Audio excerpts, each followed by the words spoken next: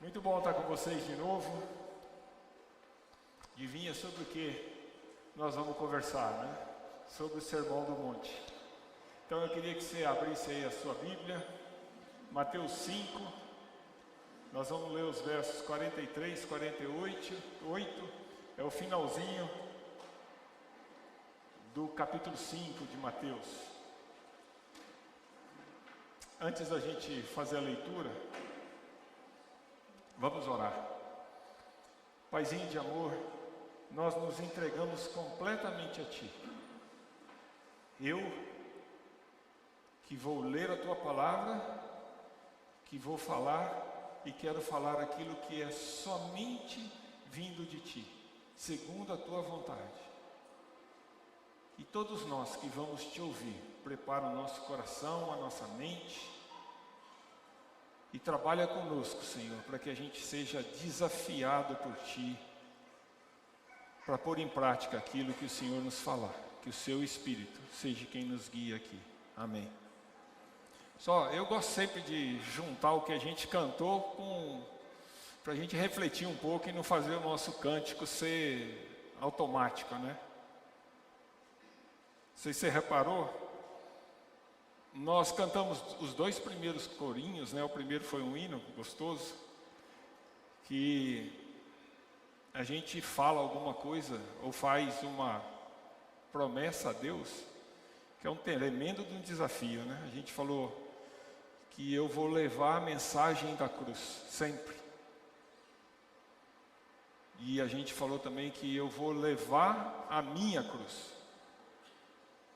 Pensa nisso que você cantou. E no segundo corinho nós cantamos que eu sempre me alegrarei em Deus. E é um pouquinho mais forte, né? Que fala independente da circunstância. Pode estar faltando alimento, posso estar na situação mais difícil, mesmo que esteja doendo, eu vou me alegrar em Deus. E eu acho que esse último cântico que nós fizemos fala um pouco da onde vem a origem, para que a gente possa cumprir esses dois desafios dos primeiros dois corinhos, né? Que é de Deus, de quem Ele é. É a nossa completa dependência dEle. Nós vamos ler então os versos 43 a 48 de Mateus 5. E vocês vão ver de novo que a gente tem aqui um outro enorme desafio, que a gente só consegue, sustentado pela graça e pelo poder do nosso Senhor. Vocês ouviram o que foi dito: ama o seu próximo e odeie o seu inimigo. Mas eu lhes digo, ame os seus inimigos e orem por aqueles que os perseguem, para que vocês venham a ser filhos de seu Pai que está nos céus. Porque Ele faz raiar o sol sobre maus e bons, e derrama chuva sobre justos e injustos. Se vocês amarem aqueles que os amam, que recompensa receberão?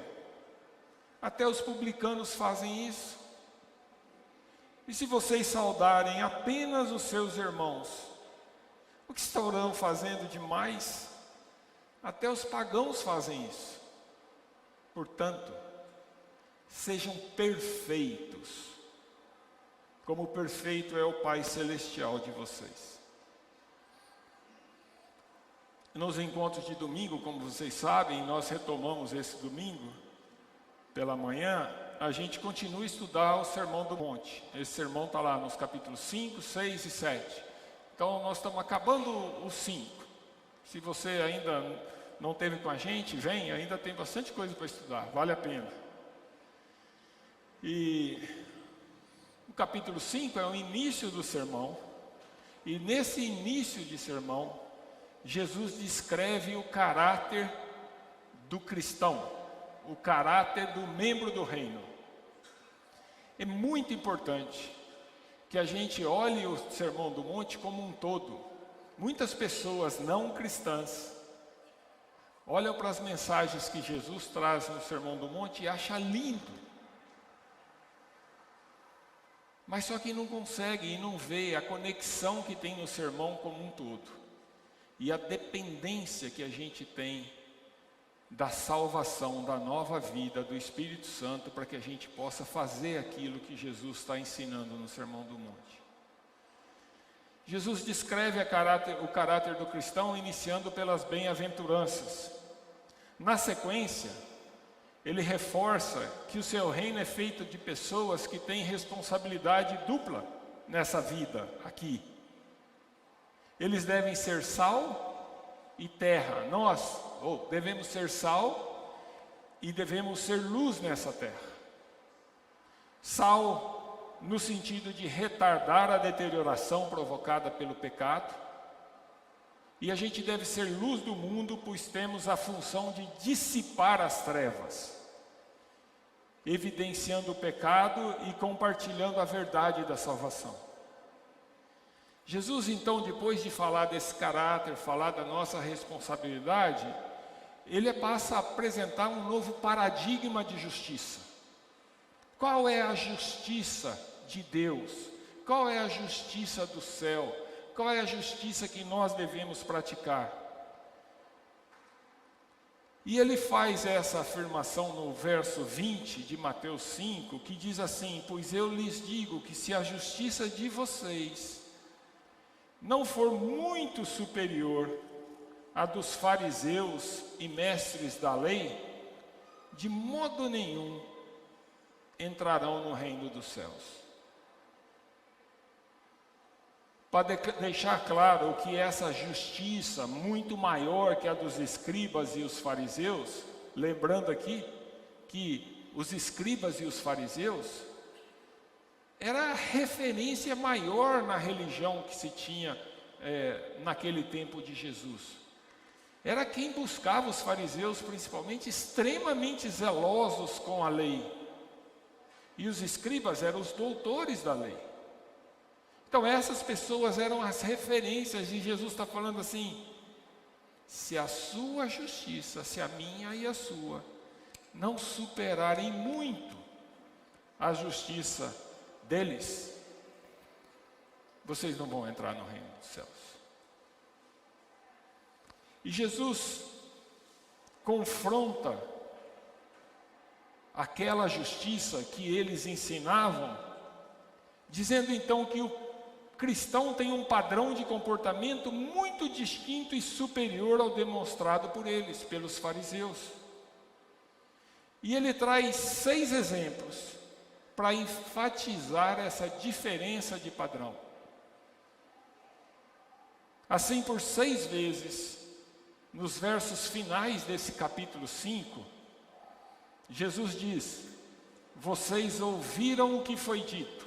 Isso aparece no verso 21, 27, 31, 33, 38 e 43. Ele usa essa expressão para dizer que o que eles haviam ouvido e aprendido não é o que Deus espera de seus filhos. E por isso, na sequência de cada um desses exemplos, Jesus dá um mandamento que vai muito além do que os fariseus ensinavam. E Jesus apresenta a forma correta dizendo: mas eu lhes digo, nos versos 22, 28, 32, 34, 39 e 44. Quando Jesus fala, mas eu lhes digo, Jesus fala com autoridade de Deus, confrontando os ensinos dos escribas e fariseus que buscavam adaptar a vontade de Deus expressa nas Escrituras para que eles pudessem cumprir. Era fazer a lei servir a eles, e não eles servir ao Senhor, a vontade do Senhor expressa na lei. De forma clara, quando Jesus fala, a gente percebe que os judeus distorceram a vontade de Deus para serem aprovados em um padrão de justiça que era de aparência exterior e não interior. De forma cirúrgica, Jesus usa esses 6 exemplos que se convertem em 6 mandamentos, enfatizando que a justiça do seu reino é interior, não é de aparência. Jesus reforça o princípio correto em cada um desses mandamentos e evidencia a preocupação legalista dos fariseus em buscar satisfazer a vontade de Deus por seus próprios meios. Jesus exemplificou a profundidade e o alcance da sua justiça, falando sobre homicídio, sobre adultério, sobre o divórcio, sobre a credibilidade da palavra do cristão, sobre a vingança e, por último, que é esse texto que nós lemos, sobre o amor aos inimigos. Claramente, Jesus usou esse exemplo para, primeiro, mostrar que o que Deus espera de seus filhos é muito superior ao que pode ser alcançado por uma pessoa que baseia as suas atitudes nos seus próprios esforços. Ele quis mostrar aos escribas e fariseus que eles estavam muito longe de obedecer à vontade de Deus. Em segundo lugar, Jesus quer mostrar que não há outra forma de atendermos o padrão de integridade de Deus sem que haja dependência da sua graça, sem que haja novo nascimento, que nos faz uma nova criatura.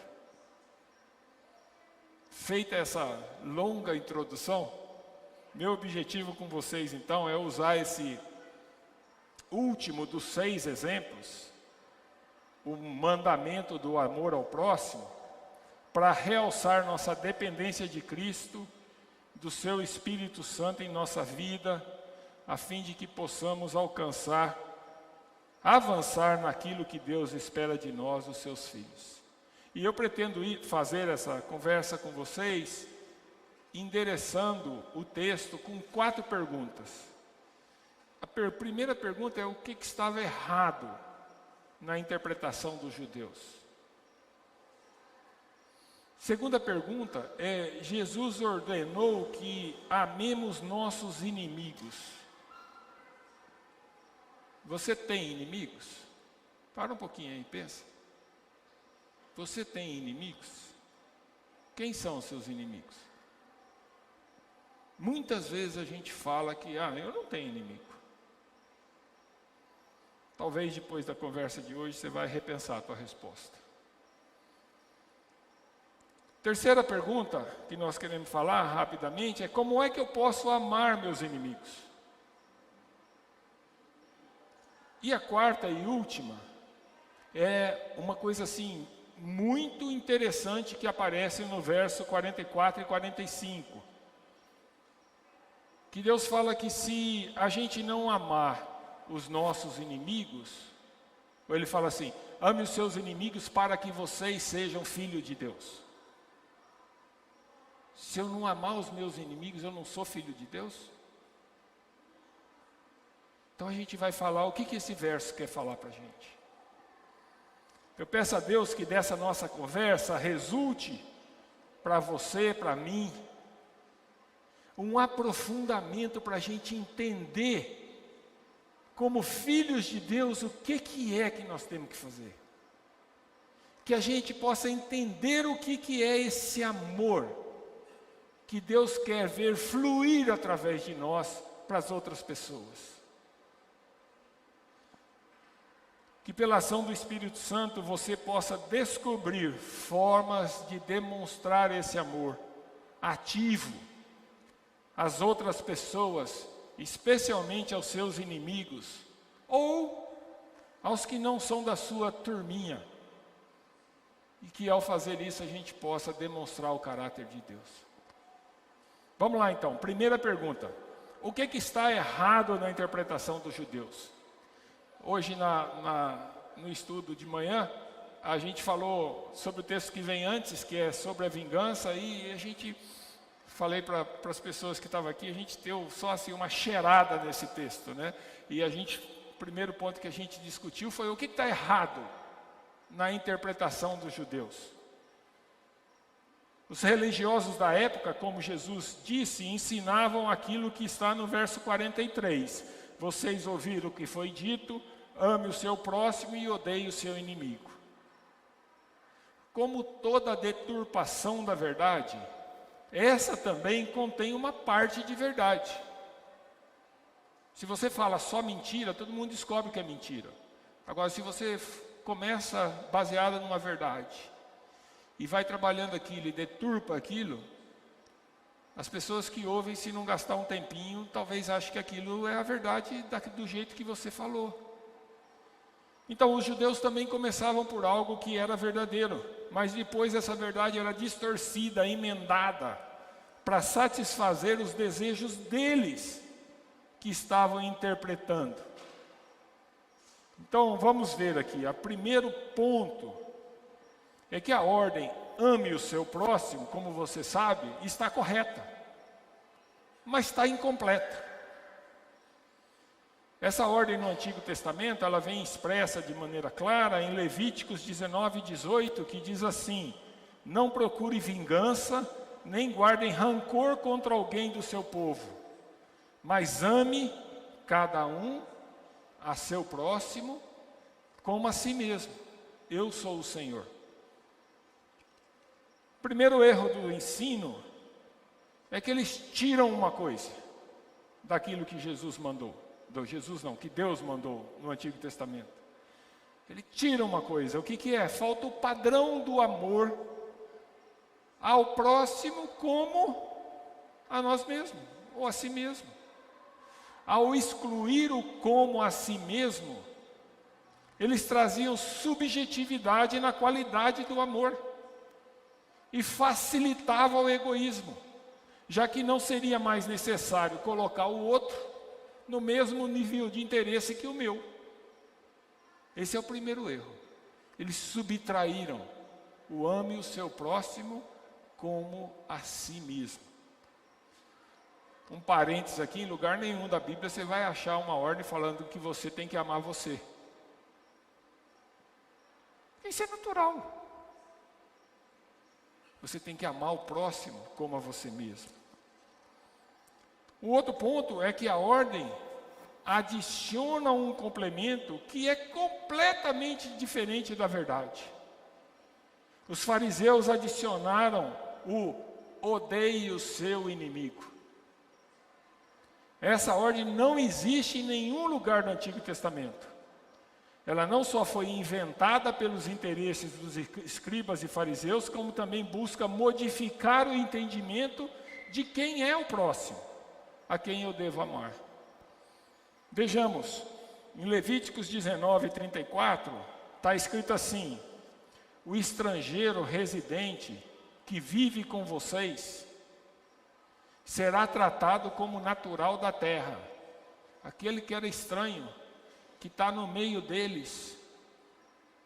A lei está falando aqui, trate como se ele fosse seu ali do meio. Amem-no como a si mesmos, pois vocês foram estrangeiros no Egito. Eu sou o Senhor, o Deus de vocês. Em Deuteronômio 22:1-4, tem uma sequência de ordens sobre como tratar com coisas de outro judeu.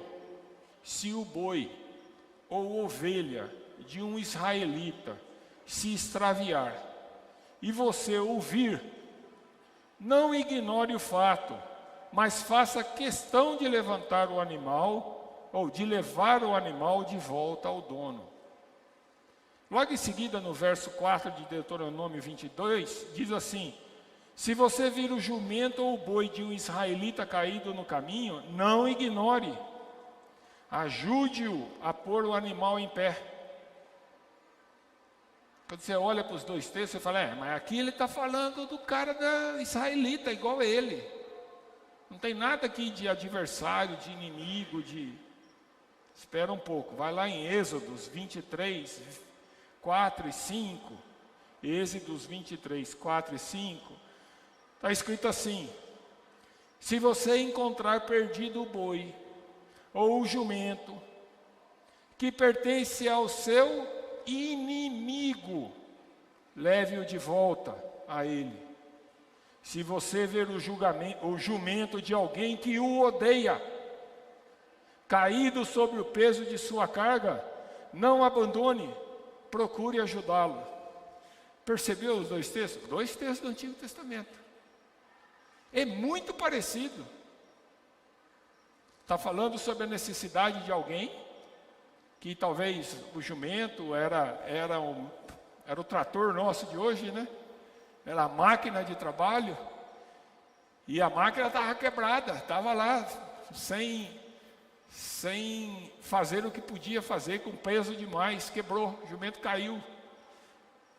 No primeiro texto que nós lemos, é o jumento de um judeu, de um irmão. E Deus fala, você tem que ajudá-lo. No segundo texto que nós lemos, é o judeu de um inimigo, é um jumento de um inimigo. E o que Deus fala, você tem que ajudá-lo.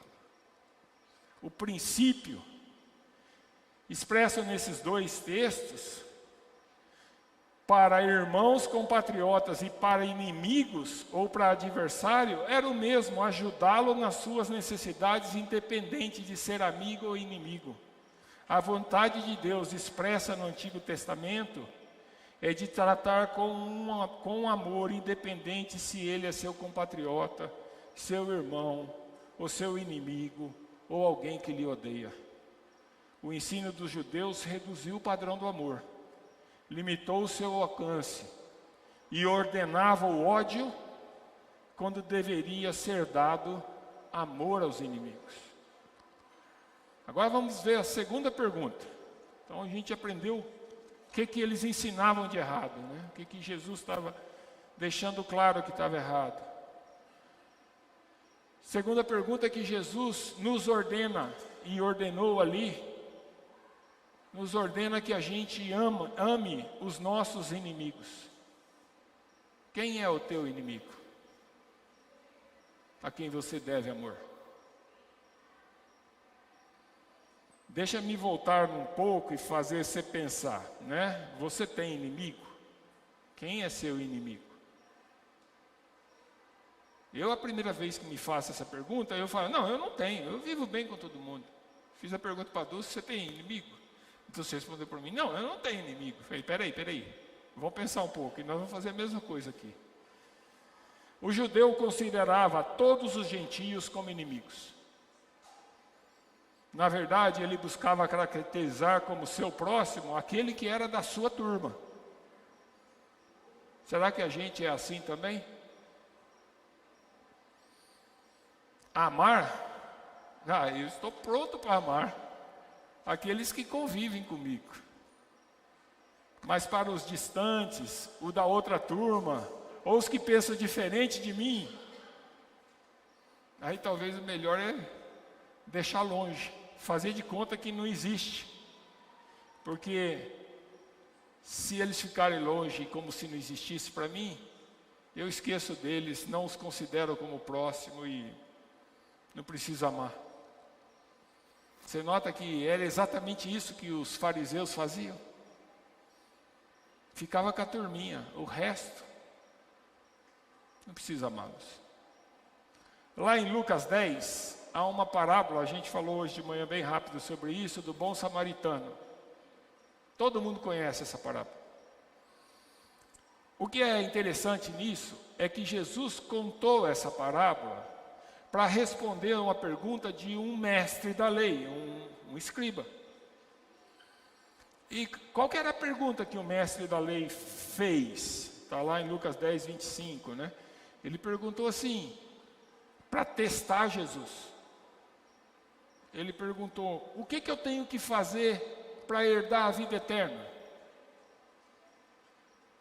Pergunta super importante, você já perguntou isso? O que eu tenho que fazer para herdar a vida eterna? E Jesus, sabendo que ele era um mestre da lei, devolveu para ele a pergunta. Falou, o que está escrito na Escritura? Você é o mestre da lei, você sabe, o que está escrito na Escritura? E ele perfeitamente falou, ame o Senhor teu Deus de todo o seu coração, de toda a sua alma, de todas as suas forças, de todo o seu entendimento, e ame o seu próximo como a si mesmo. Está lá em Lucas 10, 27. Jesus então, ouvindo aquilo, falou assim: está correto, faça isso e viverá.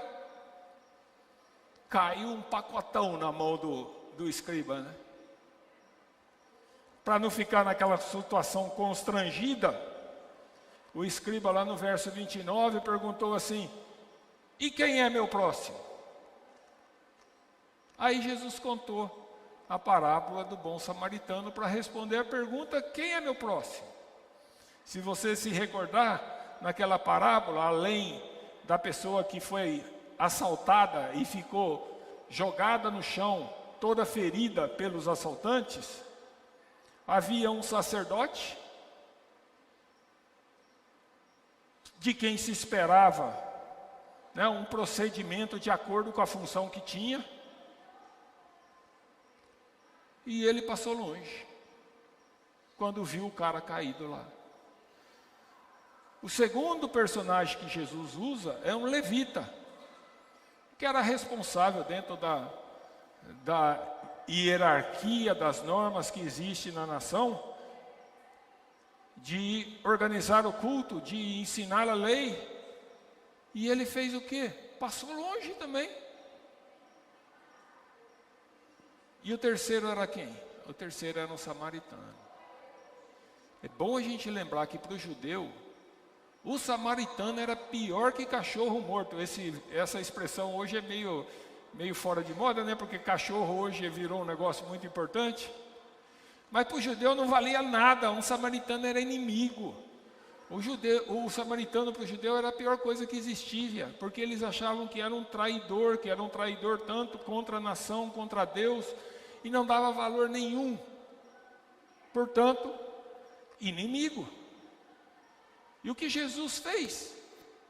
Fez o mestre da lei entender que o próximo era o samaritano, era o inimigo. Quando Jesus perguntou quem foi o próximo, e o mestre da lei teve que responder: o último, o samaritano, o que socorreu.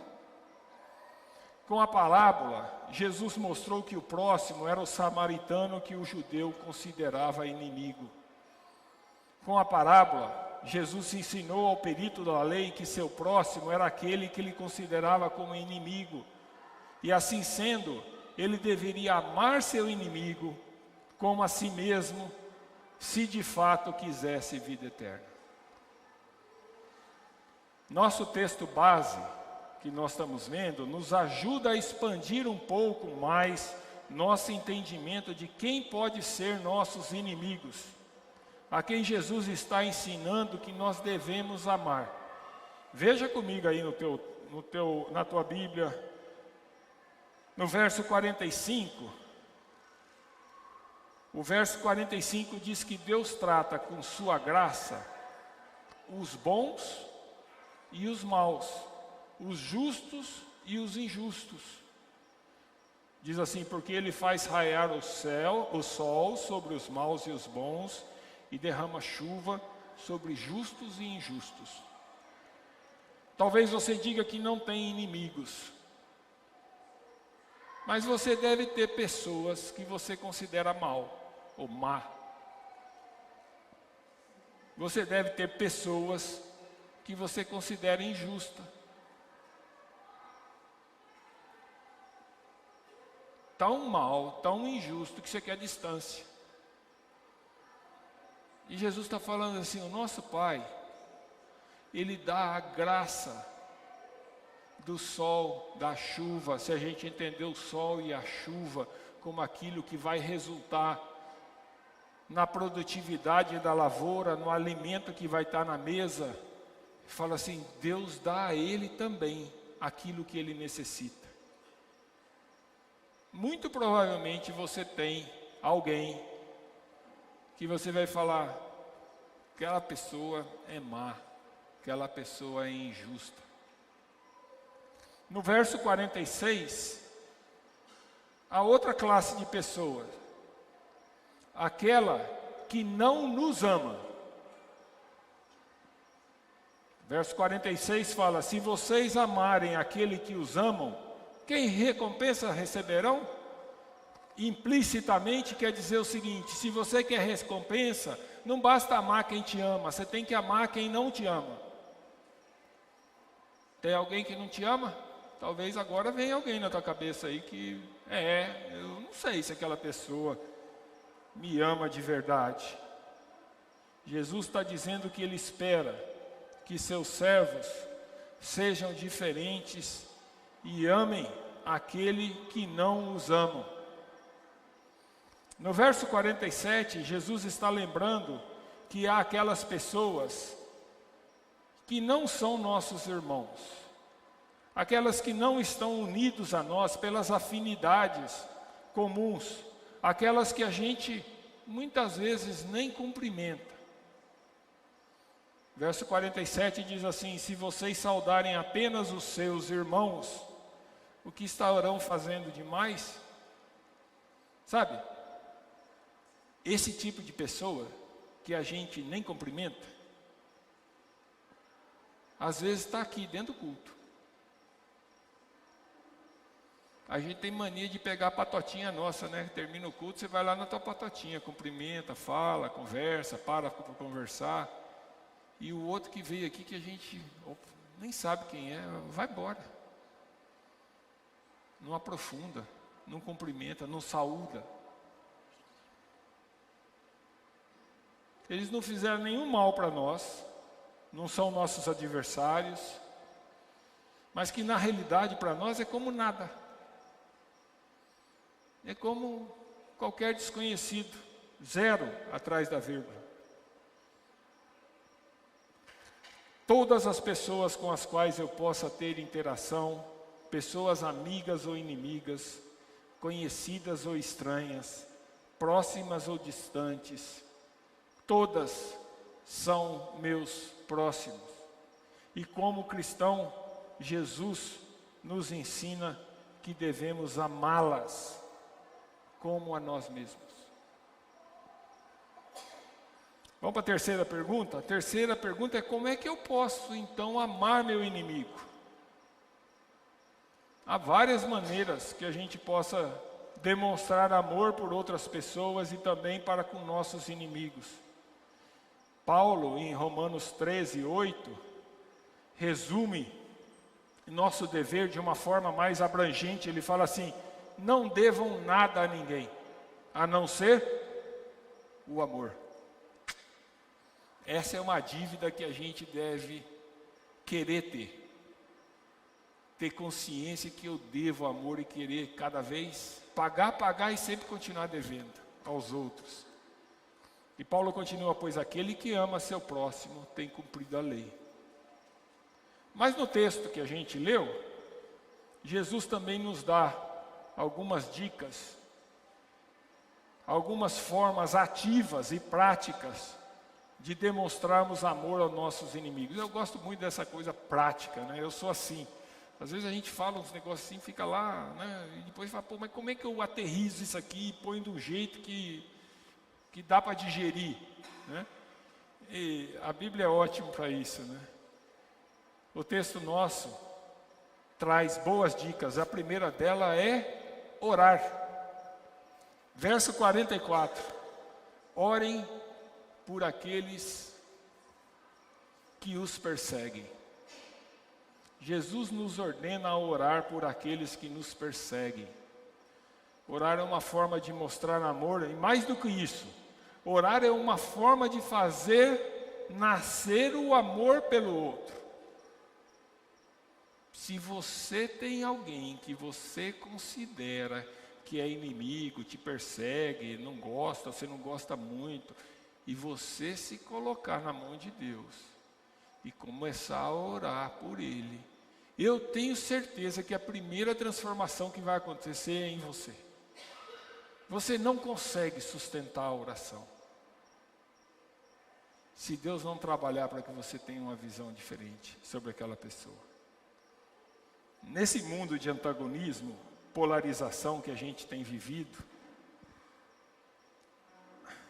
ao invés de gastar tempo cultivando críticas pelo nosso adversário, a gente devia procurar obedecer à vontade de Deus e orar por ele.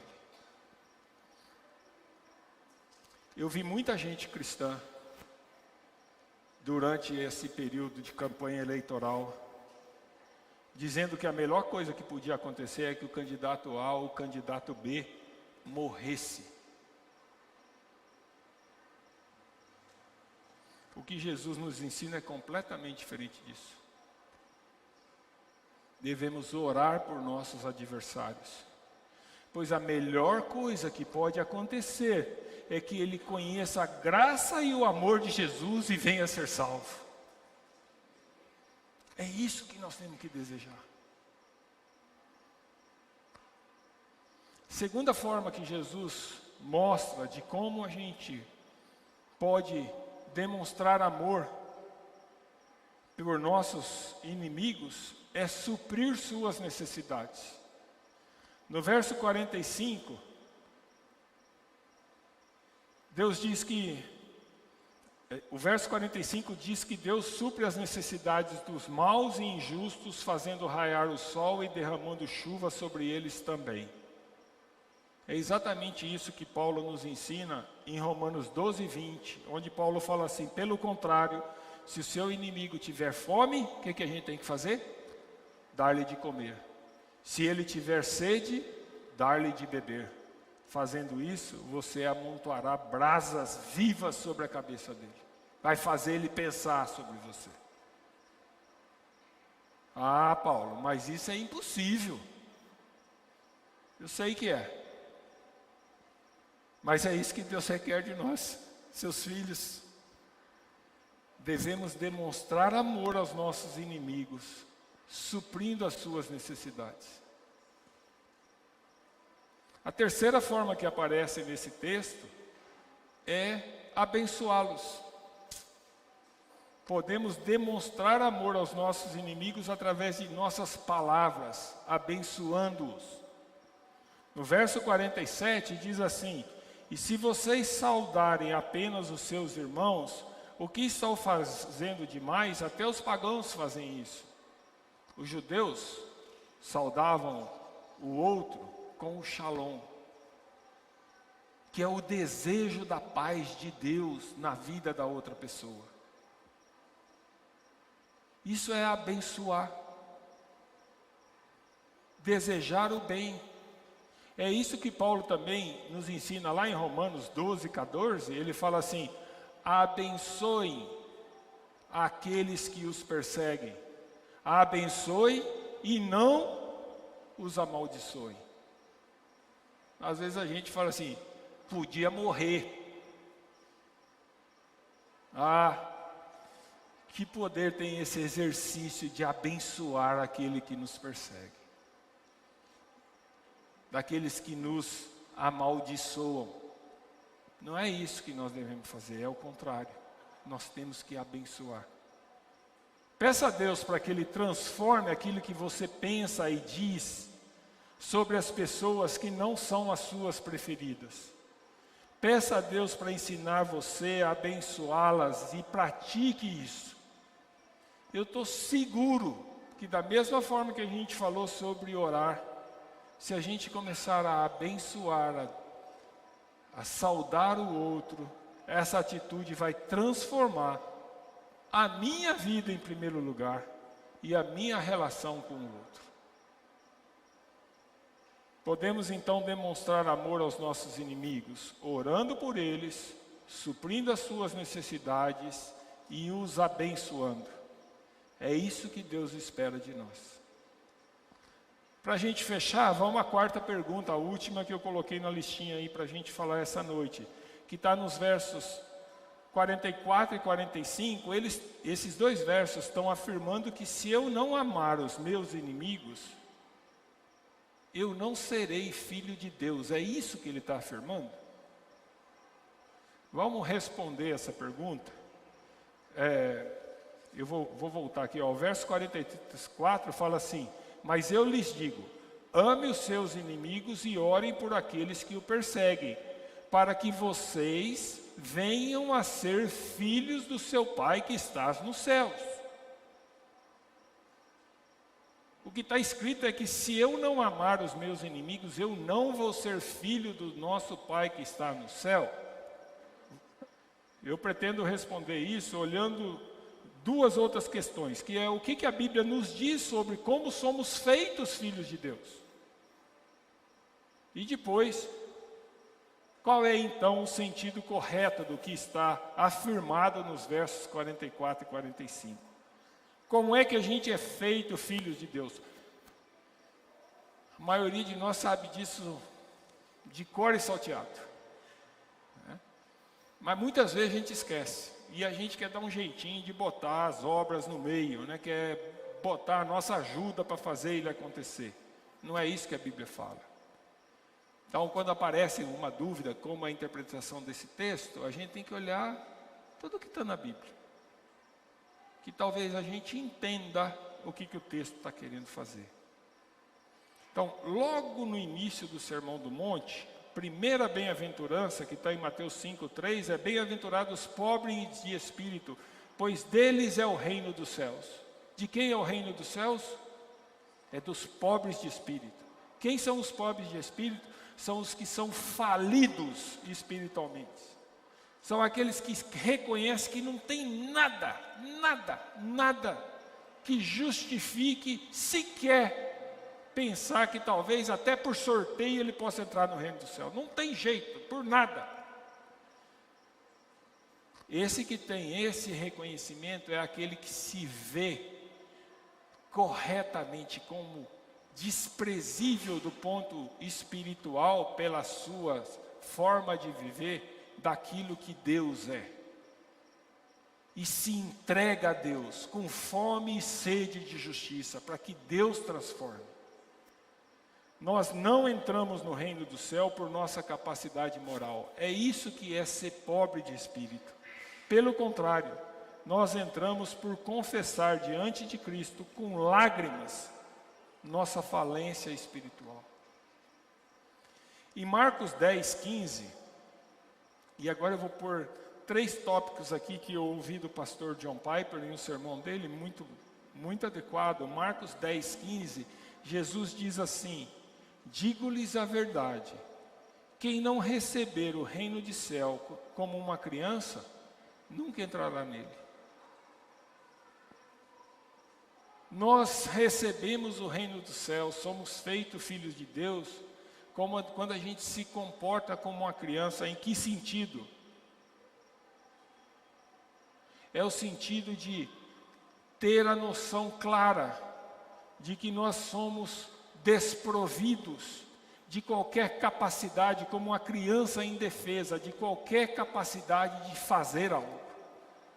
E nós precisamos da ajuda de Deus.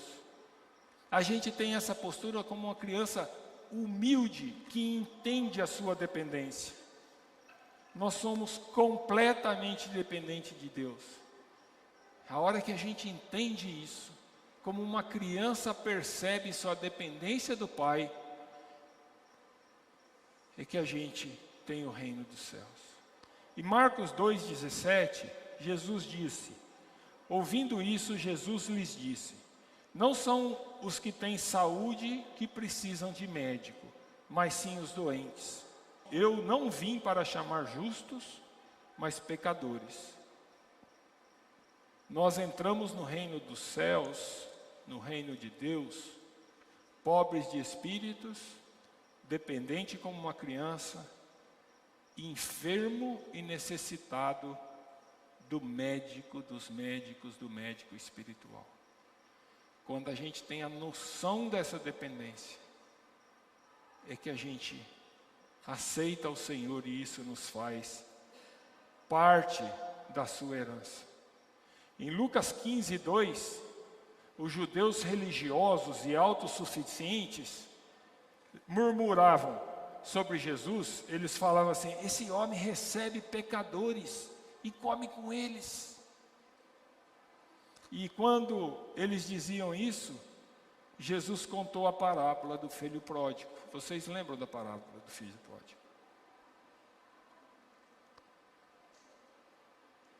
E Jesus está dizendo assim: eu como com os pecadores, não porque eu gosto do pecado.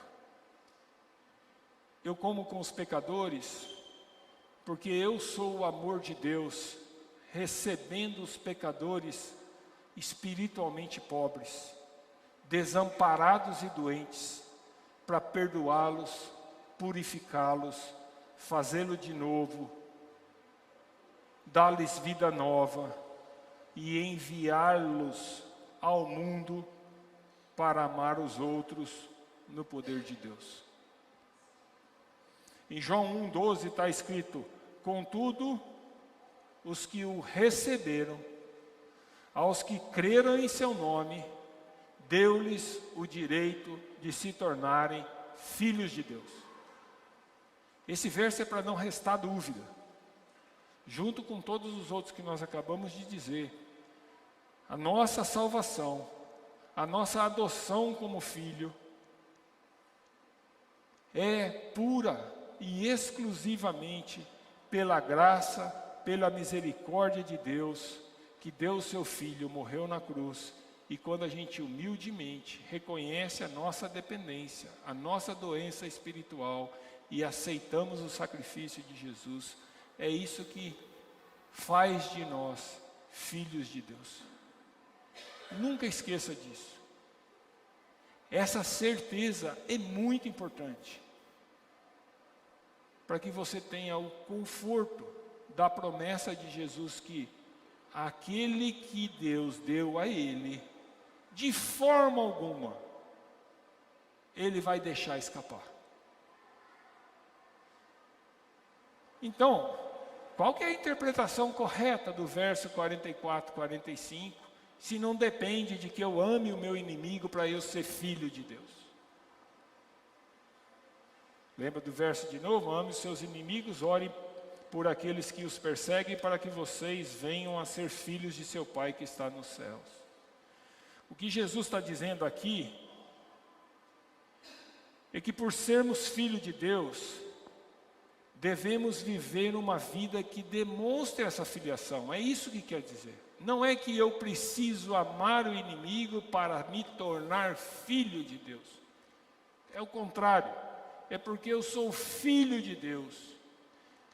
Eu tenho que demonstrar essa filiação amando o meu inimigo. Quando amamos nosso inimigo e oramos por quem nos persegue, estamos replicando o caráter de Jesus, que deu sua vida na cruz, por você e por mim, que vivíamos distante dele, em pecado, nós que éramos inimigos de Deus.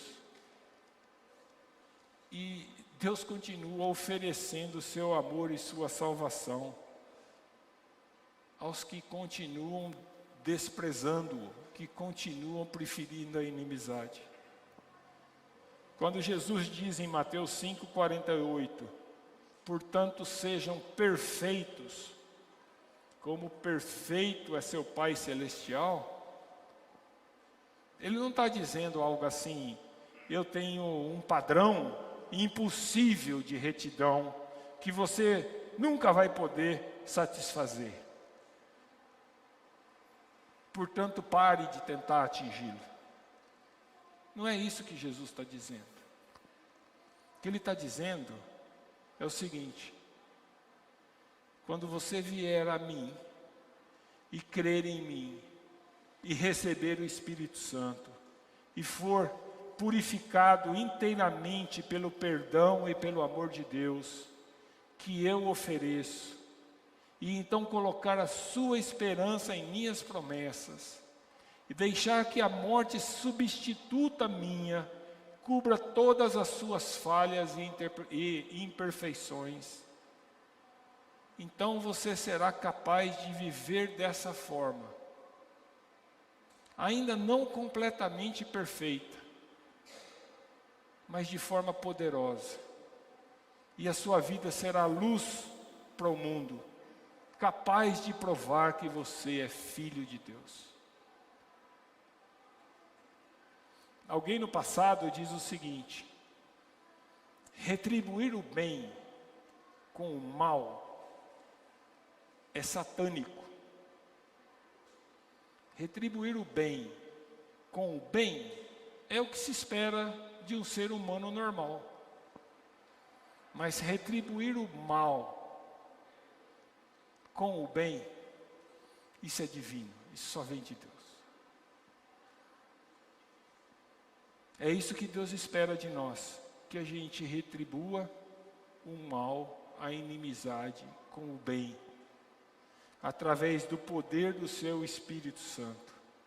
Ele irá torná-lo, a você e a mim, capaz de amar o nosso inimigo e retribuir o mal com o bem. Para fechar, quero provocar para vocês uma reflexão, trazendo 2 exemplos que a gente conhece muito bem. Primeiro, de Jesus.